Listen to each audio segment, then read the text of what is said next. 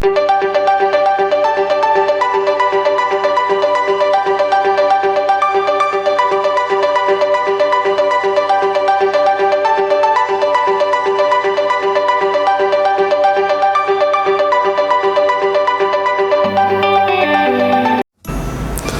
à tous, bienvenue à Blessing Business Academy, votre école de formation métier.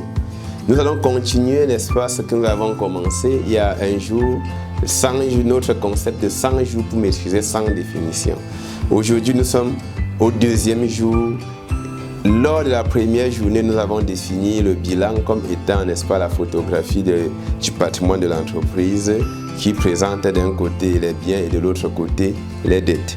Aujourd'hui, nous allons définir ce qu'on appelle un actif. Qu'est-ce qu'un actif d'ailleurs? Un actif est un élément du patrimoine ayant, n'est-ce pas, une valeur économique positive qui remplit les caractéristiques, qui remplit cumulativement les caractéristiques suivantes: identifiable, contrôlé par l'entreprise et susceptible de lui apporter des avantages économiques futurs. Donc, pour qu'on dise qu'un élément est un élément d'actif ou encore un bien, cet élément doit avoir une valeur économique forcément positive. C'est pour ça qu'il n'y a pas d'actif négatif. Cet élément doit être identifiable clairement. Cet élément doit être contrôlé par l'entreprise et susceptible de lui apporter des avantages économiques futurs.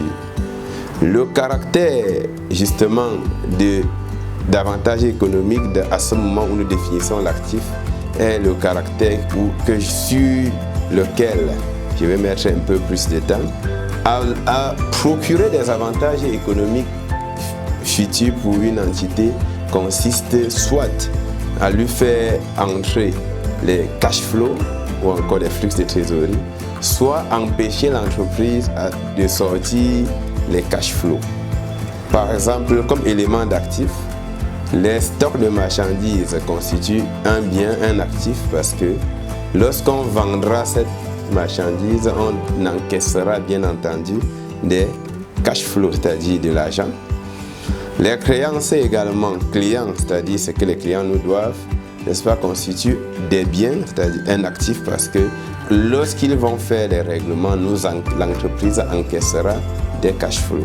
Les immobilisations, matériel de transport, n'est-ce pas, procurent l'avantage économique dans le sens où, en l'utilisant, ça empêche l'entreprise de décaisser de l'argent pour acheter, pour payer les services de transport.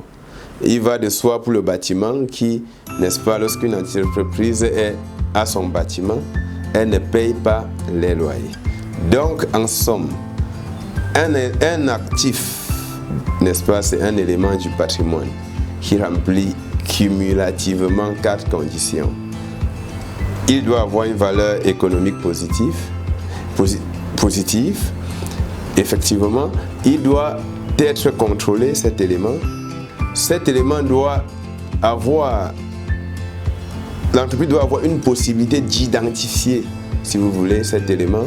Et ensuite, cet élément doit être capable de procurer à l'entreprise des avantages économiques futurs.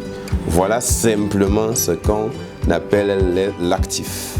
L'étude des actifs, c'est-à-dire allant des IMO, en passant par les stocks, les créances, les IMO, leur acquisition, leur cession, leur amortissement, les stocks, la gestion des stocks, et bien entendu les créances suivies des créances et dépréciations, n'est-ce pas, font l'objet des études plus approfondies dans le cadre de notre cours de comptabilité financière première partie.